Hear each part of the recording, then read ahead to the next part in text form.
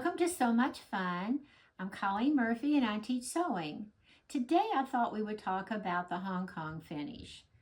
Recently I was in a store and going through the designer section, I noticed how designers construct their garments. You don't see serged edges in a designer garment.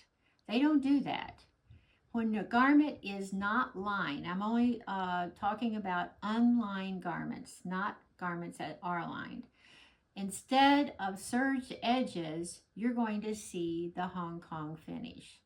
So I want to show you how easy it is and what a difference it can be, giving it a much more professional look. So let's go to it. I thought I would start off by showing you a sample of a garment I made doing the Hong Kong finish. With this particular seam, I'm pretty sure, because it has been a while, that I did use packaged bias tape. But it always depends on the garment or the fabric as to what you choose. But what I found when I was, again, looking through clothes that had been made by designers, I saw that the trim that you are putting on the seam doesn't match the fabric. You could if you wanted to, but if you're going to have that Hong Kong finish, it's nice to use a different color or print rather than matching the fabric itself. Gives it a little bit of pizzazz, we might say. So the sample I have to show you as to how you do it, it's basically a two-step process. You sew your seam like you normally do, a 5/8 inch seam, and you press the seam open. Then, to put that edge on there, you're going to have to cut a piece of fabric, and you want to use something thin, like lining, something very thin that won't add bulk to your seam. That's important, that you don't add the bulk. And the first step will be sewing a 1/4 inch seam, right side to right side. You're just going to put those down together like that, and you're only sewing, let me turn this around for you, you're only sewing on the seam itself, the seam allowance. You're definitely, when you're sewing this, don't think that you're sewing all this together, because you aren't. 1/4 inch seam. And then after that, you want to press that out nice and flat and turn it over that edge. And then the second step is simply stitching in the ditch. And I used a different color to kind of help for you to see that stitching. But you could, if you also wanted to make that stand out even more, you could use a decorative stitch that you might have on your sewing machine. And I've also seen it where instead of intentionally going in that seam, the person stitched beside it. So it was like top stitched. So you have options as to how you want to do it. The traditional way is stitching in the ditch, but you can also top stitch there, or you could use a different stitch altogether. So that encloses that raw edge. You're not serging at all, and it's fabric that I think has bulk, like this is wool or corduroy.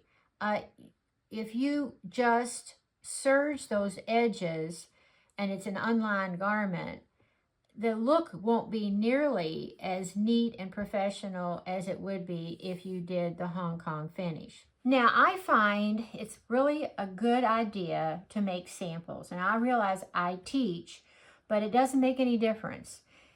It will really help you in the long run, because maybe you watch this video today and then it's weeks or months before you actually are doing a project where you think, oh, I remember seeing that video about the Hong Kong finish. Make yourself a sample. It really is so important that you have an example of how you do it. Step 1 and step 2 in this case. So step 1 will be where you sew that 1/4 inch seam of the the bias strip to the right side of the seam allowance. You've sewn your 5/8 inch seam like you normally do, and then you're adding this 1 inch strip that's cut on the bias. That is step 1. Step 2, and the last step, is folding it over. You might press it like that, and then stitching either in the ditch or top stitching it a little bit away from that seam. So having this sample will make all the difference in the world, because, you know, when you think you want to do something and it's been a while, all you have to do is pull out that sample and it'll all be there, right there for you, and make it so quick and easy for you to do your project. Now, years and years ago, we used to use hem tape, whenever we would do a hem on a skirt or a dress or pants, whatever. People really don't do that anymore, but actually it is the Hong Kong finish. So if you wanted to, you could use your strip of fabric to place at the top of your hem and do it the same way. Sew at first 1/4 of an inch and then fold it into the other side and stitch in the ditch.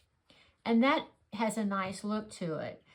If you do this, I think a hand stitched hem, a blind hem, would look very nice. But there's no reason why you couldn't even do a straight stitch if that's what you want for your hem. So let's talk a little bit about how you make these strips.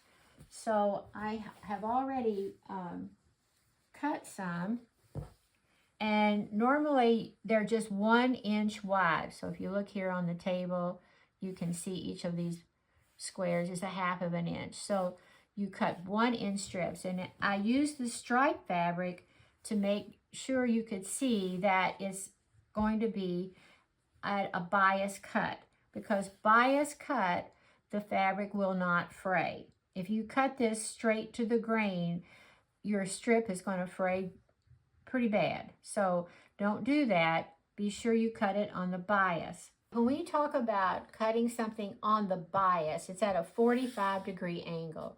So here's your selvage edge, which is your grain line direction. This is your cross grain direction. And this, going from this point to that, is at a 45-degree angle, and that's your bias. Now, how do you get this cut? I'm going to show you with a rectangle piece of fabric that you take it. The secret is this. Again, this is the grain line direction. This is the cross grain direction. So you take this side, the cross grain direction, and you fold it over to the grain line direction. And now that's your bias direction. I hope this video has been helpful for you. And so when you do your next project and trying to decide what type of seam you want to do, you know you've got some options. Give it a try. And don't forget to subscribe and have so much fun.